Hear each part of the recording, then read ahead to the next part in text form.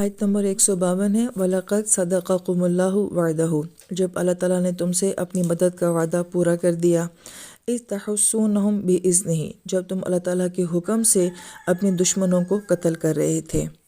آیت میں تحسونہم کا لفظ ہے، یہ حس سے ہے۔ حس الراس عربی زبان میں کہا جاتا ہے کہ جب جانور کو ذبح کیا جاتا ہے اور پھر اس کی کھال اتاری جاتی ہے اور اس کو آگ کے اوپر جو ہے وہ سیکا جاتا ہے،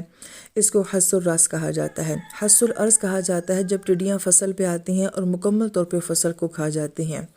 حس النباتات کہا جاتا ہے کہ جب تیز ٹھنڈی ہوا چلتی ہے، پتے سوکھ جاتے ہیں، مرجھا جاتے ہیں اور پھر ریزہ ریزہ ہو جاتے ہیں۔ حس بالسیف کہا جاتا ہے کہ جب کوئی اپنی تلوار سے اپنے دشمنوں کو کاٹ رہا ہوتا ہے، قتل کر رہا ہوتا ہے۔ حس اللحم کہا جاتا ہے جب گوشت کے ٹکڑے کو آگ میں ڈالا جاتا ہے تو اس کی تمام چربی پگھل جاتی ہے۔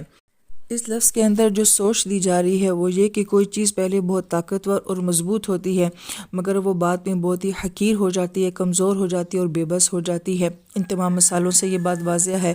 تو یہاں پہ گویا کہ جنگ احد کے پس منظر میں کہ مسلمانوں کا دشمن طاقت میں بھی بہت زیادہ تھا، وسائل میں بھی بہت زیادہ تھا، وہ مکمل تیاری کر کے آیا تھا۔ مسلمانوں کے پاس نہ افرادی طاقت تھی، نہ وسائل تھے اور نہ ہی ان کے پاس جنگ کی تیاری کا انہیں کوئی موقع دیا گیا تھا، مگر اس کے باوجود وہ بالکل بے بس نظر آ رہے تھے اور مسلمانوں کے ہاتھوں سے مر رہے تھے۔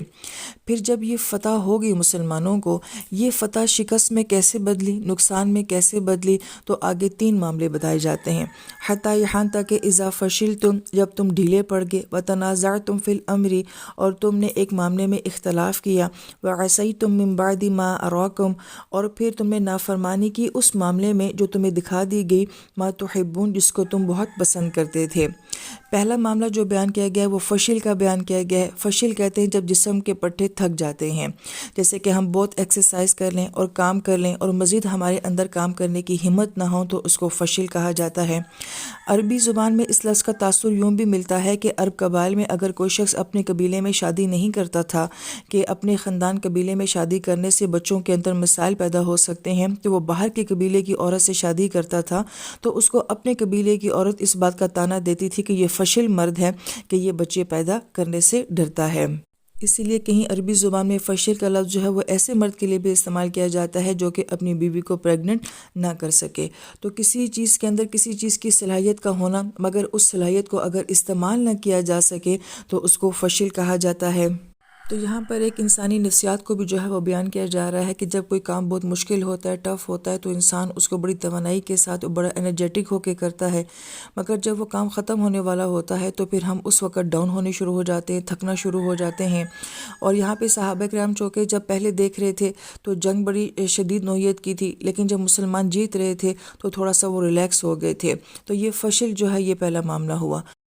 پھر دوسرا معاملہ بیان کیا گیا وَتَنَازَعْتُمْ فِي الْأَمْرِ، اور تنازع کا لفظ ہماری اردو زبان کا بھی ہے۔ نزع کا مطلب ہوتا ہے کھینچنا، اور روح کے کھینچنے کے لیے بھی یہ لفظ استعمال ہوتا ہے۔ نبی علیہ السلام نے فرمایا تھا کہ ہمارے ساتھ کچھ بھی ہو جائے لیکن تم لوگوں نے اس پہاڑی کو نہیں چھوڑنا ہے۔ اب صحابہ کرام کے درمیان میں یہ اختلاف ہو جاتا ہے کہ آیا کہ نبی علیہ السلام کا یہ فرمانا اس وقت تھا جب جنگ ہو رہی ہو، اب تقریباً ہم جنگ جیت چکے ہیں، لہٰذا اب یہ حکم جو ہے وہ باقی نہیں رہا ہے۔ لہٰذا ایک صحابہ کرام کی یہی سوچ تھی، جبکہ دوسرے صحابہ کرام یہ فرما رہے تھے کہ نہیں، ہمیں حکم ہر حال میں یہیں پہ رہنے کا ہے، ہمیں نیچے نہیں اترنا چاہیے۔ تو کسی معاملے میں جب اختلاف رائے ہو جاتا ہے تو یہ دوسری وجہ ہوتی ہے کسی کام کی ناکامی کی۔ اور تیسرا معاملہ جو بیان کیا جاتا ہے کہ جو چیز تمہیں محبوب تھی جب تم نے اس کو دیکھ لیا تو تم نے نافرمانی کی۔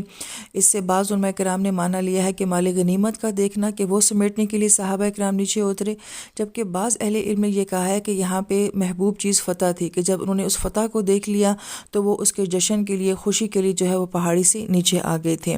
نافرمانی کس کی تھی؟ بعض علماء کرام نے فرمایا کہ نبی علیہ السلام کی نافرمانی تھی کہ آپ نے فرمایا تھا کہ پہاڑی سے نیچے نہیں آنا، جبکہ بعض علماء کرام نے فرمایا کہ نبی علیہ السلام کی نافرمانی نہیں تھی، کیونکہ اس معاملے میں تو ان کا صرف اختلاف ہو گیا تھا۔ دراصل میں جو ان کے امیر بنائے گئے تھے اس پہاڑی کے اوپر، وہ انہیں کہہ رہے تھے کہ تم نے نیچے نہیں جانا ہے ابھی، لیکن انہوں نے اپنی امیر کی جو ہے وہ نافرمانی کر دی تھی۔ تو یہ تیسری وجہ بیان کی گئی ہے جس کی وجہ سے ایک فتح جو ہے وہ شکست میں بدل گئی تھی۔ پھر اللہ تعالیٰ فرماتے ہیں مِنکُم من یرید الدنیا، تم میں سے وہ بھی ہیں جو دنیا چاہتے ہیں، ومنکم من یرید الآخرہ، اور تم میں سے وہ بھی ہیں جو صرف آخرت کے طلبگار ہیں۔